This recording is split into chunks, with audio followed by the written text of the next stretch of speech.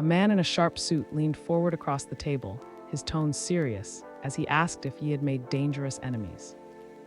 The man in the suit shifts his strategy and applies pressure by bringing up the $8 million safe house project. He uses the massive financial investment as leverage, implying that if any problems arise later, Yi and his team will struggle to explain themselves. He then casually demands that Yi help him obtain something for self-defense. Yi, maintaining a guarded and skeptical expression, refuses immediately, saying he will not provide weapons to someone of unknown origins. Yi explained the safe house timeline and promised to share any updates about the guns, while the other person agreed to wait. Yi confidently told everyone it was time to head to the hunt club because that was where they would find the weapons. Someone called out, warning Yi to be careful if he planned to hunt because Africa had plenty of lions and hyenas. He told the group he had invited friends and planned to impress them with the goods he received. Inside the car, Yi said he felt ready for anything because his hunter's license let him carry weapons without worry. He stands watch beside a white car, scanning the nearly empty lot for any sign of trouble. Facing the warehouse, Yi watched as the cautious guard told the group that he could not let anyone in without the owner's permission. He raised his hand and told the two older men that the people outside were there to deliver food for him, asking them to let them in. Rows of red trucks lined the lot as someone outside wondered if a feast with hundreds of tables was really about to happen. Outside, a man explained to the group that Yi must be hiding serious wealth, and the woman with a hat agreed in amazement. A woman with a determined look decided she had to keep the wealthy man interested, so he would eventually propose to her. He waved confidently, telling the truck driver to bring everything into the warehouse since he had already spoken with the person in charge. Yi, determined and vengeful, warned Fang Qing that misunderstanding would lead to a harsh reckoning. A determined Yi gripped the door handle and turned it, ready to step inside. A man in a suit told Yi that all 500 tables of food had arrived, and Yi replied that he would check it out. Yi, determined and focused, faced a towering wall of stacked blocks ahead. He summoned glowing blue energy from his hand, explaining that the delicacies and hot pot ingredients in the Nan warehouse would be enough. He lay back with a wide grin, surrounded by an endless spread of steaming dishes and savoring every bite. The next day arrives, the group gathers in the spacious living room. The man in the blue baseball cap is lounging on the white sofa with a noticeably annoyed and impatient expression. A second man in a gray work shirt enters the room while in the background, Yi finally steps out of the doorway from the back room. Later, stepping out into the hallway, they overhear two gossiping neighbors. The neighbors are bewildered by Yi's recent behavior. They point out that he bought massive amounts of food a few days ago, joke that he must be preparing for the apocalypse, and openly mock him for wasting his money on useless supplies, calling him crazy. Still, Yi read a new message about an expensive offer, replying that he didn't mind the price as long as the quality was good. Immediately after handling the expensive procurement offer, he turns to his crew with a confident smile and delegates a new task. He tells the worker in the blue cap that he will be staying at a hotel during this time and officially leaves the entire interior decoration project in their hands. The worker enthusiastically accepts the responsibility, assuring Yi not to worry and that they have it fully covered. He stood in the hallway and told the others they would realize in a month who the real fool was. After bluntly telling his critics in the hallway that they will know who the real fool is in a month, Yi wastes no time putting his plan into motion. He immediately heads to the supermarket, Nan warehouse, to secure critical supplies. There, he approaches manager Joe, putting on a friendly and persuasive smile. He asks for a large amount of emergency medicine, cleverly leveraging the fact that manager Joe's brother-in-law is the vice president of the Ning Group, while also playing the colleague card to appeal to their professional relationship. Though manager Joe nervously adjusts his tie and initially resists, stating they can't do such things, he hesitates and trails off with an unless, leaving the door open for a deal. He seizes this opening, ready to make a highly compelling offer that the manager simply cannot refuse. He offered to pay double the market price and promised the man in a suit he wouldn't regret the deal. He smiled with his hands clasped and said he would send the payment right away. He walked alone along the empty metal walkway, the quiet pressing in around him. Yi, an observant Yi, surveyed the warehouse and noted that it held enough supplies to support thousands with daily essentials and tools. He adjusted his hat with resolve and thought he had just 1 week to clear everything out if disaster struck sooner than expected. After leveraging his knowledge of manager Joe's family connections to get a foot in the door at the warehouse, he takes a quiet moment to steel himself. Adjusting his black cap with grim determination, his yellow eyes flicker with urgency as he makes a critical internal vow. Just in case the disaster strikes sooner than expected, he has exactly one no matter to completely empty this supermarket of all essential supplies. With this tight, non-negotiable deadline now firmly set in his mind, he puts his internal planning aside. As he steps back into the office area, he immediately stumbles upon an awkward social scene. He watches as a woman politely turns down an invitation from manager Joe, leaving Joe Peng standing there sweating and utterly silent, visibly flustered by the rejection in front of his colleague. A woman politely turned down Joe Peng's invitation, explaining she already had plans that night, while Joe Peng stood sweating and silent as he watched. A red-haired man scolded a resilient Yi, insisting he shouldn't let Ching carry heavy things, while Yi firmly replied he was fine. The thoughtful Yi realized the mysterious woman beside him was the one who had spread the rumor. A woman with careful movements explained to the surprised man that her back hurt because she couldn't handle strenuous work. Yi demanded the man hand over $500 so Ching could see a doctor, insisting she had volunteered to help. He stared down the nervous man, telling him he had no right to speak that way and insisting he wasn't afraid. A red-haired man, voice raised, told Ching she should avoid Yi from now on. A concerned woman with a steaming cup wondered aloud why Yi had become distant, noting he no longer greeted her or messaged goodnight. Sunlight glints off the glass as the hotel rises above the bustling city.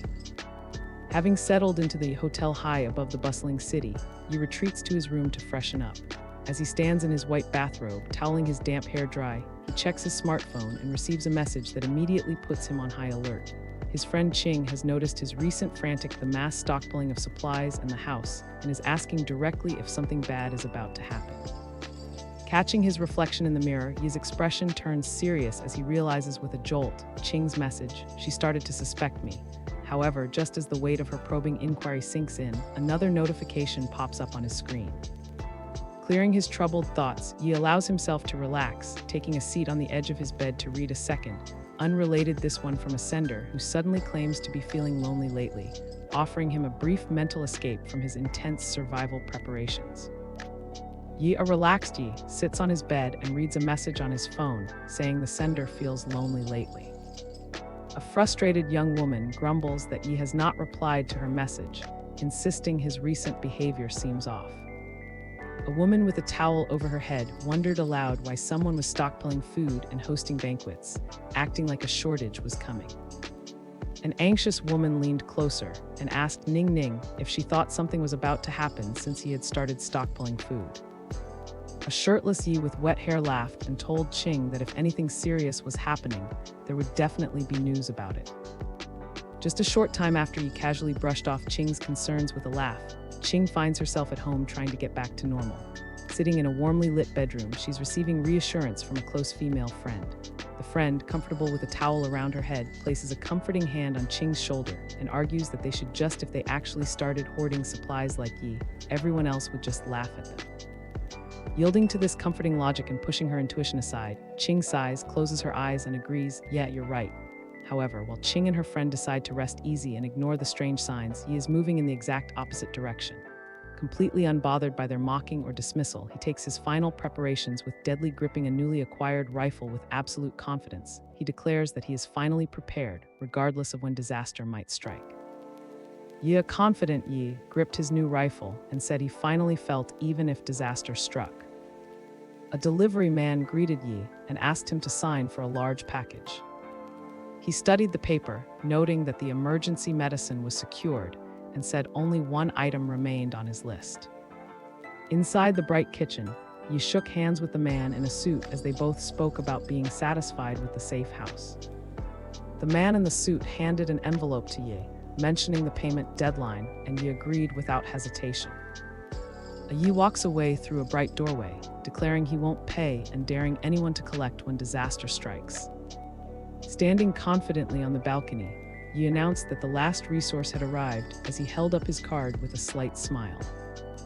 Three masked men hurriedly unloaded heavy water containers from a truck, knowing that clean drinking water was now the most precious resource of all. A man with a tray offered water to the group, saying they should rest and asking if something was wrong with Yi. One fatigued man complained to the group that he felt exhausted from the cold, saying his face was nearly frozen. A thoughtful Yi, drank his medicine and quietly calculated that the effects would begin in about 30 minutes. He crouched beside the unconscious man, quietly telling himself that everyone was asleep and now he could take the supplies without worry. He walked confidently between the stacked boxes, thinking the monitoring room's equipment had been shut down and only one final task remained. Focused and steady, he projected a shimmering blue wave of magic from his hand onto the nearest stack of boxes. He lifted his hand and sent a swirl of glowing blue energy straight toward the warehouse brick wall. He announced that the remaining supplies were sorted and stored, saying with this level of efficiency, taking over the entire warehouse would be easy. The confident Yi stood atop the fitness equipment as blue energy surged from him, sending weights and supplies floating into the air. In the dim warehouse, he wiped sweat from his brow and quietly told himself he was almost finished. Then the alert Yi stopped short and asked what the stack of boxes on the pallet could be. Yi, eager as he inspected the cold-proof clothing, explained that this advanced gear could handle temperatures 100 degrees below zero. He scanned the empty shelves and thought he had enough supplies to survive the global freeze in comfort. Yi, calm and analytical, drank from his glass and wondered how anyone could have emptied the entire warehouse so quickly by themselves. While calmly sipping his drink and analytically wondering how a single person could have cleared out an entire warehouse so quickly, he suddenly realized the obvious: he was that person. In a moment of quiet resolve, he silently affirmed his plan. He just needed to avoid raising suspicion among the people around him, because once the apocalypse fully descended, keeping his secret would no longer matter. Stepping out onto a nearby balcony to clear his head, he was immediately confronted by two of his anxious crew members. Panicking over the extreme nature of their survival preparations, one of them nervously suggested, "What do we do now? Why don't we leave it to the police to handle?" Unfazed by their nerves, Yi remained completely calm, knowing the police would be utterly useless when the end of the world actually hit. To ensure their trust and completely deflect any potential blowback, he swiftly took out his phone and put on a casual, innocent act. Calling the warehouse manager directly, Yi feigned helplessness, confidently stating over the phone that there was absolutely no way, much less could possibly clear out the entire warehouse in such a short period of time, perfectly covering his tracks. He told the manager over the phone that he could not possibly clear out the entire warehouse in such a short time. Still on the call, Yi said it would be best to report the situation to their superiors right away. Hearing Yi's firm suggestion, the nervous man agreed to report the situation to the general manager and let them handle it. He told the workers that someone would soon investigate, asking them to cooperate, and one of the men thanked the supervisor for his help. Two men walked down the hallway as the one called. He reassured his colleague not to worry about napping during shifts, and the man agreed. A plain door with a small window stood, closed at the end of the quiet hallway.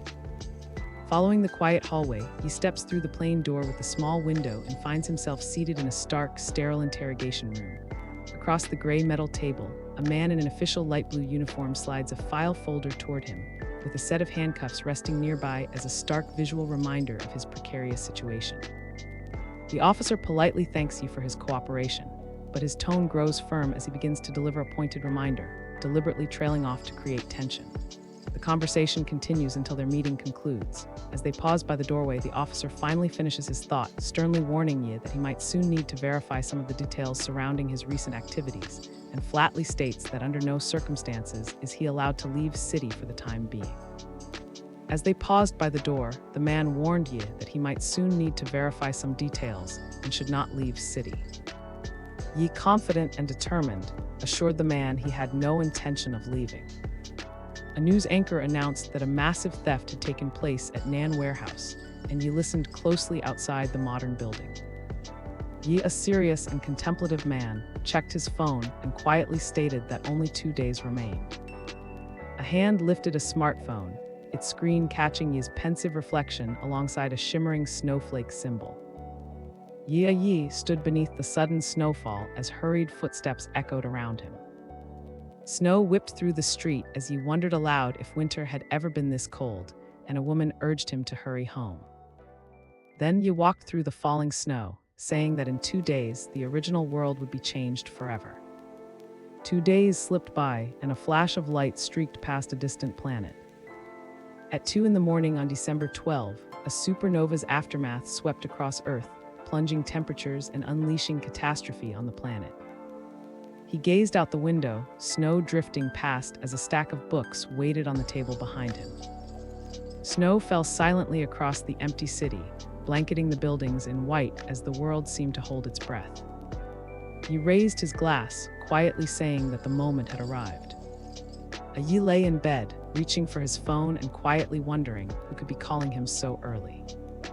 Yi stared at his phone and muttered the unfamiliar name he saw on the screen. A young woman with a curious expression sat on her bed and asked why she had been called so early in the morning. A woman with short brown hair chatted on the phone, asking Yi if he had known the temperature would drop when stocking up supplies. Yi, alert and slightly surprised by the weather change, told his friend over the phone he hadn't expected the temperature to drop so much. A young woman with a worried look told Yi over the phone that she was freezing and wished he had warned her sooner. Yi smirked as he spoke quietly into the phone.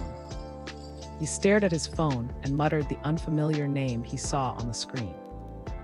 Yi, worried, stared anxiously at his phone and told himself he had to find a way to fix things. If you'd like to see your favorite titles retold, leave a comment and I'll be sure to pick some of them up from time to time. Also, let me know which video format you like more, long videos or short ones. Don't forget to like and subscribe. See you again soon.